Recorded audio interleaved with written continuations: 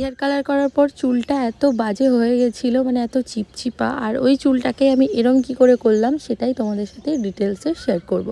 So চলো ফার্স্টে আমি তোমাদেরকে আমার হেয়ারটা দেখাই। এত বাজে অবস্থা, মানে তোমরা না দেখলে বুঝতে পারবে না, আর টাচ না করলে তো বুঝতেই পারবে না।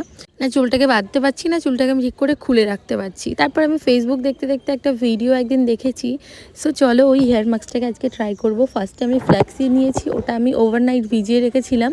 দেন ঘুম থেকে উঠে এটাকে আমি একটু বয়েল করছি। আর এর কিন্তু প্রচুর প্রসেস আছে, সেগুলো আমি জানতাম না বলে আমার সাথে অনেকটা ভুল হয়েছে। গরম গরম এটাকে ছেঁকে ফেলতে হবে, না হলে পুরো একদম জ্যালি হয়ে যাবে আর সেটা তোমার আর চাকা হবে না।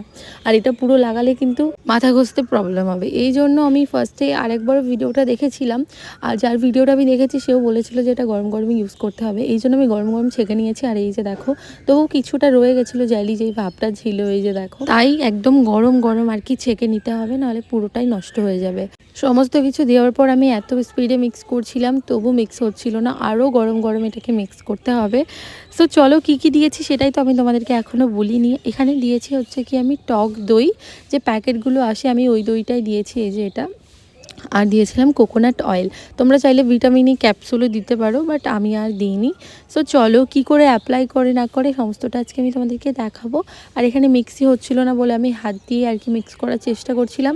তো অনেক চেষ্টার পরে একটু হালকা ফুলকা মিক্স হয়েছিল। তোমরা অনেক গরম গরম মিক্স করে নেবে এটা।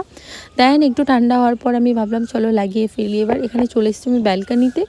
আর আমার হেয়ারটা তোমরা দেখে বুঝতে পারছো কি বাজে একটা দেখতে লাগছে। জাস্ট আমি ভালো করে স্ক্যাল্পে লাগিয়ে নিচ্ছি, যাতে কোথাও কোনো জায়গায় ফাঁকা না রয়ে যায়।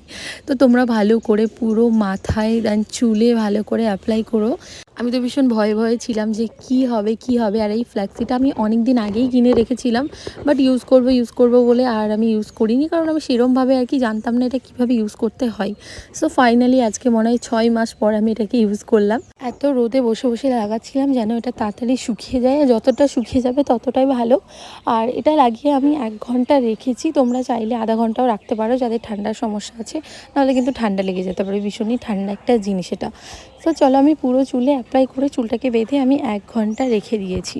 দেন তোমাদেরকে আমি ফাইনাল রেজাল্ট আমি আমার চুলে দেখাচ্ছি। তোমরা বিফোর অ্যান্ড আফটার রেজাল্ট দেখতেই পাচ্ছ। এত স্মুথ হয়ে গেছিলো অ্যান্ড স্ট্রেট হয়ে গেছিলো। অলরেডি আমার চুলটা স্ট্রেট, বাট ভীষণ স্মুথ হয়ে গেছিলো। তোমরা টাচ না করলে বুঝতে পারবে না। তোমরা অ্যাপ্লাই করো এটা। আমি তো নেক্সট টাইম আবারও এটাকে অ্যাপ্লাই করবো আমার হেয়ারে। আমার ভীষণ ভালো লেগেছে। Thanks for watching guys.